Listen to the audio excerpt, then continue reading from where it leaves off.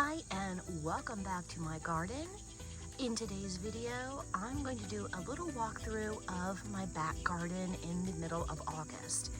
Truth be told, I have been super lazy and have not done much of anything out in the gardens for about a month. I have done a little bit of cleanup that you will see in an upcoming video, but for the most part, I have not touched a thing. So let's go ahead and see how the back gardens are looking.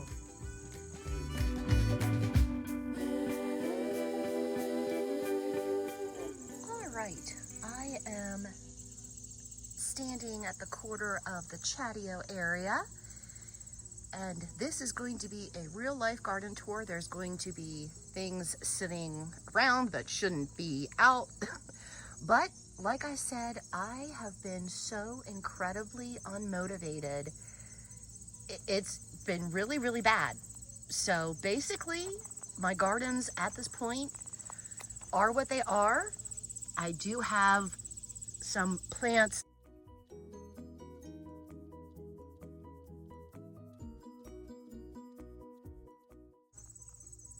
Oh dear God, there was a snake. Anyway, am I going to get a chance to cut this back? I'm sure I will. I do have some tips and tricks in the next video that will be coming out on how to get yourself motivated if you are having trouble like I was. So make sure that you stay tuned and that you subscribe so you don't miss that video. This sedum, even though it is floppy, is absolutely gorgeous. I am not mad about how that is looking, and hopefully I don't see the snake. But the petunias look a little rough. I did not prune back my petunias that are in the ground at all this year, and I can really tell. I should have cut them back and given them a good feed in the beginning of July. I did not do so. So that is what it is. They look a little worse for wear, but from a distance, they look great. Okay, up to the raised garden bed that the bird feeder is in. This side of the bed, I think, is looking pretty darn nice. And this is what I like about low maintenance gardens, is you can basically, if you do get into a funk or if something happens or comes up in your life, it doesn't really matter. Your gardeners are not going to show major amounts of stress if you're putting the right types of plants into the garden. So I have sedums, penstemon, a little bit of grass for texture, some hydrangeas, and all these things, other than getting a prune or a cleanup in the beginning of the season, really don't need much attention. Now, I do want to note that my hydrangea does look a little rough, and that is because we did have about 2 weeks of high temperatures and no water. And even though I was coming out and I was watering my containers, I, for some reason, was not watering this hydrangea, even though it was showing signs of stress. So that is why this hydrangea looks the way that it does. Now, I know that I normally don't water things I have been planted in the ground, you know, from prior years, but if I do see something that's stressed out, of course, I should water it. Case in point, I should have brought the hose over here, watered this, but I didn't, so now it's looking a little brown.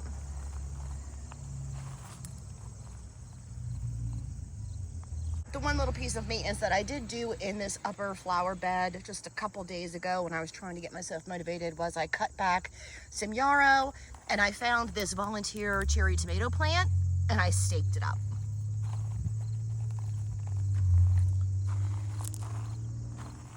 And here's a beautiful spirea.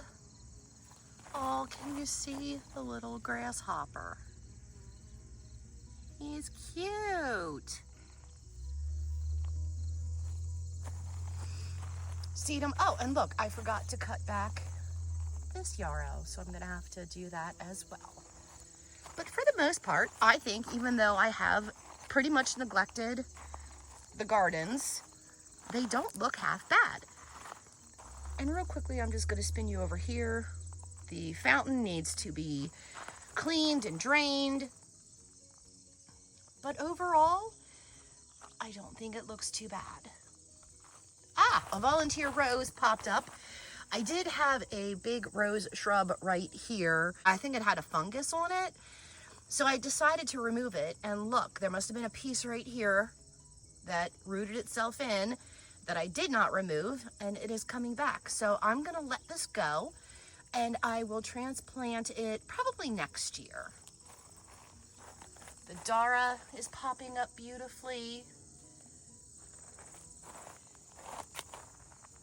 My coleus is beautiful. And now let's walk down the garden path. I still have blueberries that I have to harvest. I'm gonna be picking them tomorrow, and I will be taking them over to my friend's house. I did have some ground cover here that I did clean up and pull back, getting it ready for some fall planting. I have another stand of Dara right back there. Now I think that I will be either in the fall or in the spring removing these daisies. I don't know what variety they are. They bloom once and then they just look ratty in my opinion. So I think it's time for me to let them go. Geraniums are looking good, the spirea. A little bit of stress on this shrub.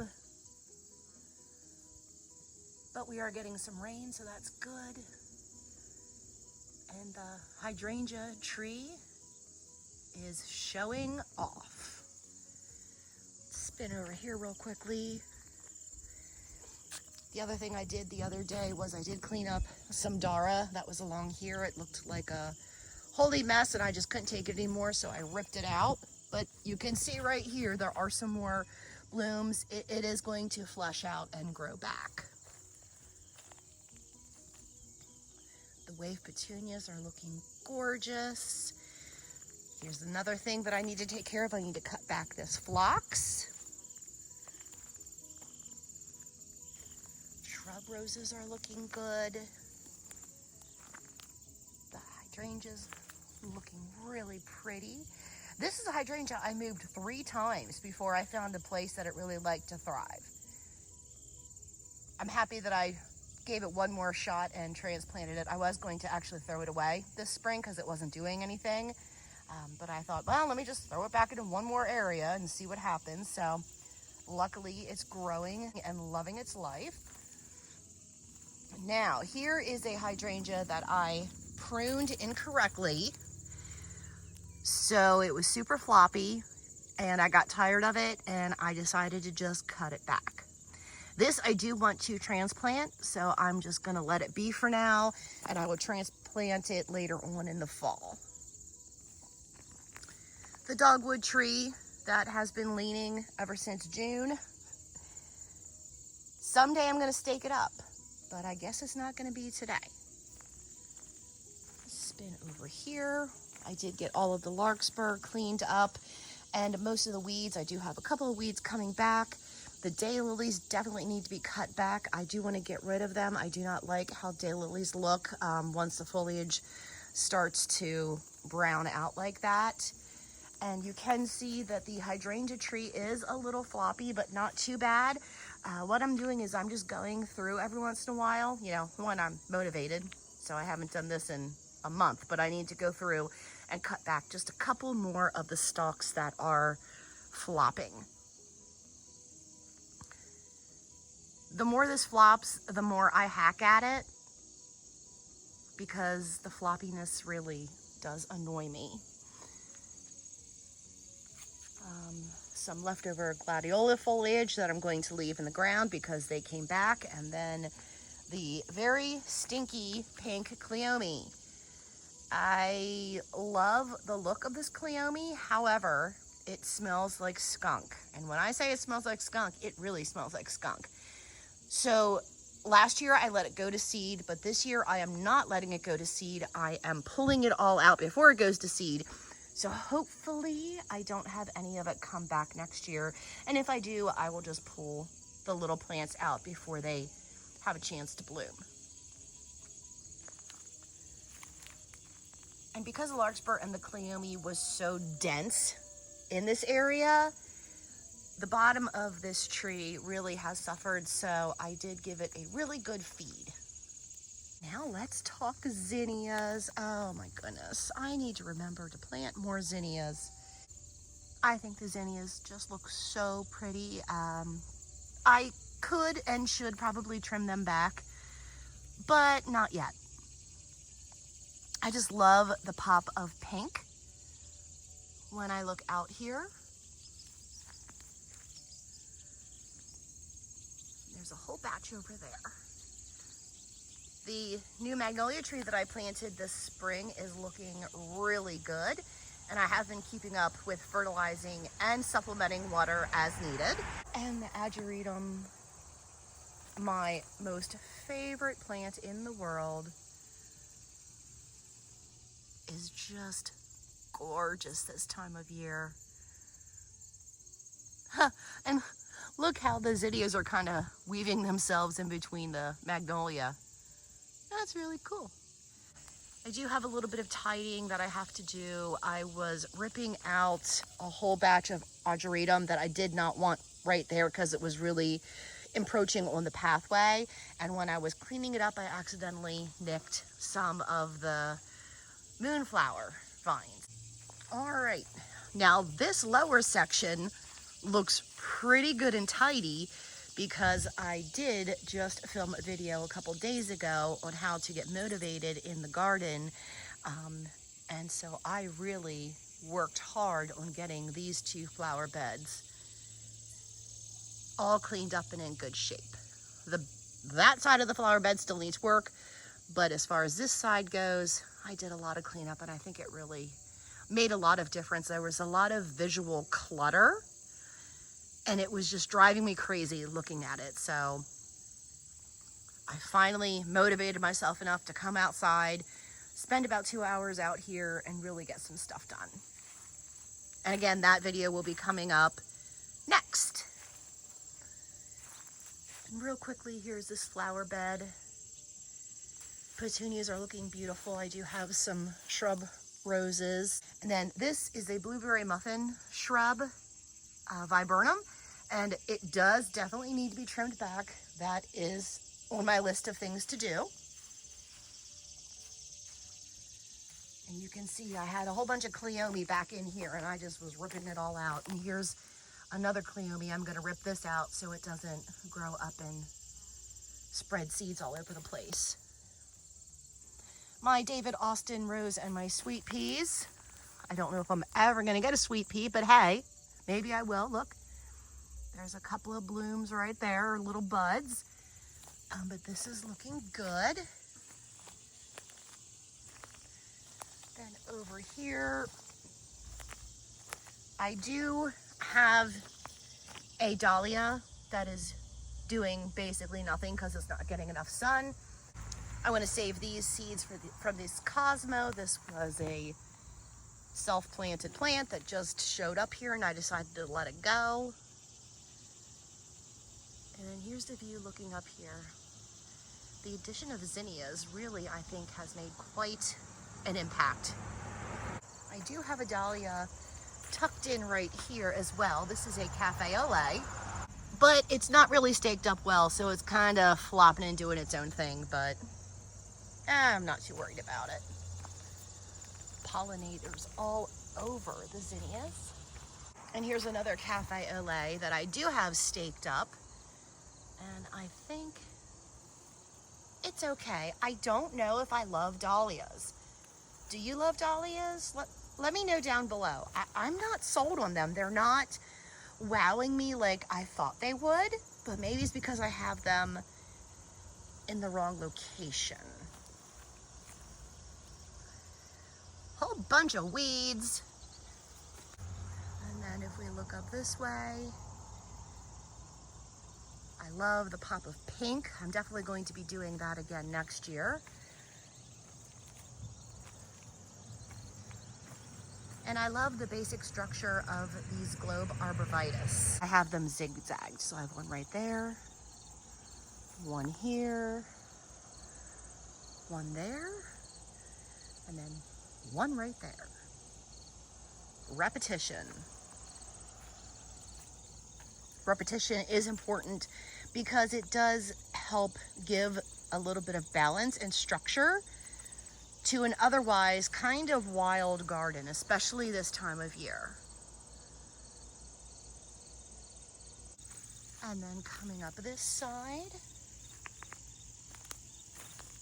I trimmed this back a while ago, but I didn't get all of the the dead stalks that I cut off completely off of the shrub, so that's why it's looking a little weird, but this did need a good trim. And here is a whole bunch of volunteer penstemon that I'm just going to leave in the ground, and then next spring I'm going to dig these up and place them around in different areas where I think they would look the best. And then here are 3 string theories that are proven winners. They don't look fantastic, but I think they're going to be just fine. I have been giving them supplemental water to make sure that they settle right in. And then I do have a clematis right here that of course is not winding its way up as it should, but I did plant a clematis right there that should climb right up this pole.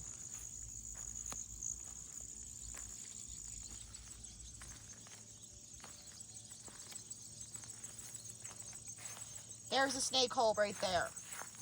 Ugh.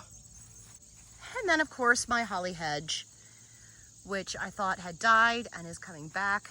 I really want to get the trimmers out, but I don't want to stress these trees out any more than what they've already been through this year. So next spring, these bad boys are going to get a big old hack job. I cannot believe that they survived. These were total twigs. They totally defoliated the beginning of spring, and they have all come back, which I'm truly grateful for. I'm gonna stand back up on the hill and let's just take a quick look at how the backyard looks overall.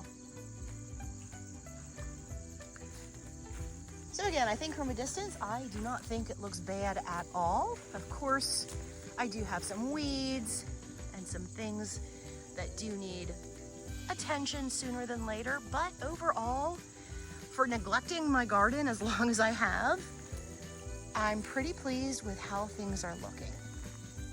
Hey, thanks so much for watching this video. I hope you learned a little bit, and let me know down below if you're having problems being motivated just like I am.